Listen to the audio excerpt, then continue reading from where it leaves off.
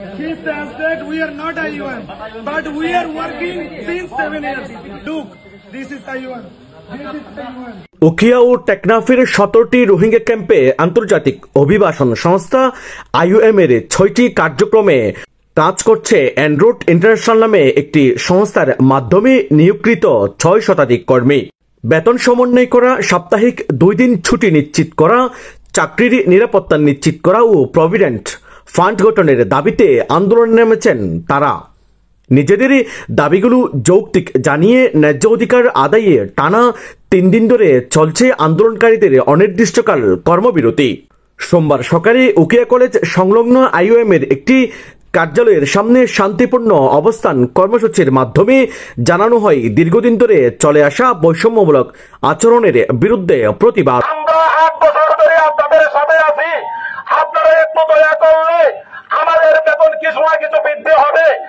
অবহেলিত কর্মীরা বারবার দাবি নিয়ে কথা তুললেও IUM বা এনরুটের পক্ষ থেকে কোনো প্রকারের সাড়া মেলেনি, বরং দেওয়া হচ্ছে চাকরি থেকে ছাঁটাইয়ের হুমকি।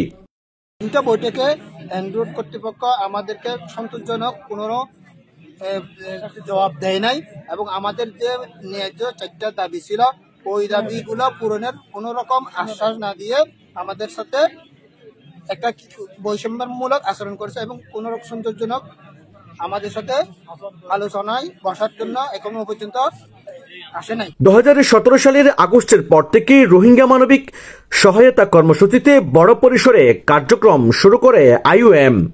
সে সময় শুরুর দিকে এসব কর্মী সরাসরি IUM এর অধীনস্থ থাকলেও পরবর্তীতে নিয়োগ প্রক্রিয়ার জন্য যুক্ত করা হয় এনরুটকে। এই সংস্থাটি মূলত একটি বিজনেস প্রসেস আউটসোর্সিং কোম্পানি। আন্দোলন প্রসঙ্গে এনরুট কর্তৃপক্ষ আনুষ্ঠানিক কোনো বক্তব্য না দিলেও সংস্থাটির এক কর্মকর্তা জানান, দাবিগুলো একদিনেই পূরণ করা সম্ভব নয়, যা সময় সাপেক্ষ। অন্যদিকে এই প্রসঙ্গে IUM সংশ্লিষ্ট কারো বক্তব্য পাওয়া যায়নি। শামীমুল ইসলাম ফয়সাল, TTN, কক্সবাজার।